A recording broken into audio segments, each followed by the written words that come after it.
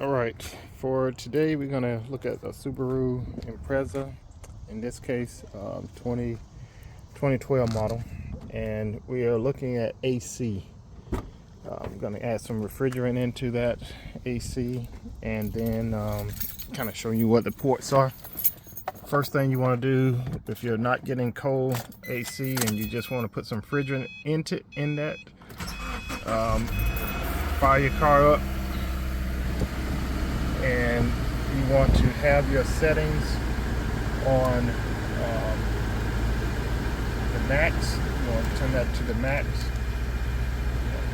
and then for your temperature you want it to be as cold as possible. In this case it's like below 65, that's the coldest. Make sure those are on, powered up real high, blowing out your vents here. And then you want to pop your hood here. Okay, so now while the car is running, you do want to keep it running. You're going to grab your refrigerant. Here I got this from Walmart. You can get it from any of your auto stores, AutoZone, O'Reilly's. But that is 24 bucks there at Walmart, and you want to get it with the they already have the spout on it, so it's an all-in-one deal. So now release the latch, open the hood.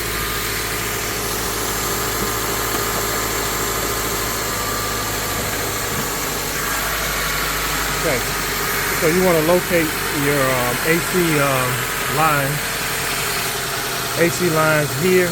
Look to the driver's side of the car, right above the oil filter, the high and the low here. Got an L on it. This is where you're going to put your spout there. Okay, so right there you're going to take the low pressure off. Be careful, do not drop it, be careful. Okay, and then here, if you see they got a temperature on there. If it's red, that means you're short, you're lacking, you need to add more. Here, you're going to use your fingers to kind of pull it back, and inside you're going to have these little ball bearing that's going to fit on top of it. There's a little knot that's going to slide around that. So you kind of put this on first and then pressing on it with my thumb, and I'm going to pull back here.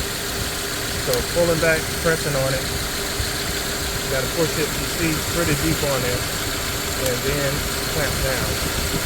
So now that's snug. Otherwise it will pop off, so be careful. Be very careful. So now it's snug on there. And now you have your can, and you want to turn, in this case, it has an open, lock, unlock, so you want to twist that this way to unlock it. I kind of have it sitting on the battery for right now, because you're going to have to hold it for a little while. If you watch the temperature there, or the amount, I should say. And so you just press down. You see here, when I press down, that gauge moves, the needle. So I'm pressing down. It was at the yellow, and now it's down into the green. And so what is it doing when you press down on this top here? It's forcing this refrigerant into the stream there. So you hold that until, and every now and then you want to shake your can. It should get really cold. You'll feel it. The can should get really cold. Press it again. The engine kind of changes with the pressure when you press it, that I noticed. So again, you want to do this. If you're close to green, you're not going to get a whole lot out of it, but if you're in red, you could possibly use this whole can. Okay, and maybe more. Sometimes if it's really empty, you can use more. Also, we want to note that this particular refrigerant, if you look close, it's got a UV leak detection, so it's got a color code. So if you are having to do this multiple times during the summer, you want to check these lines and follow these lines down through, looking for possible leaks.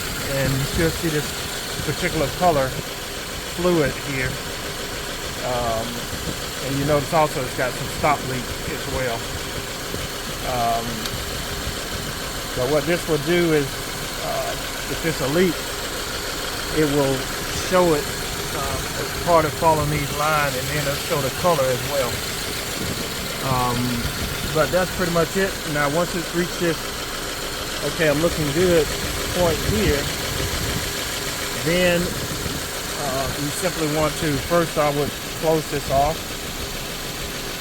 right? Then you want to pull this toward you and pull it off.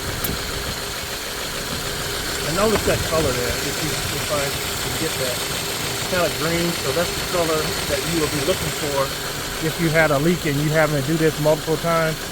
Look for that color there. Follow the lines. Again, you have to follow it way under the car. Like this piece here, follow it all the way through.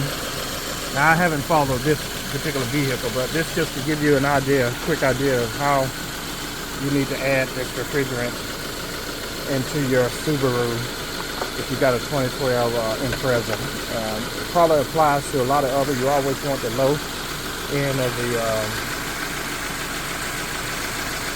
for the hose, and the location is different. Some cars it's on the right side, left side, but in this case it's over here.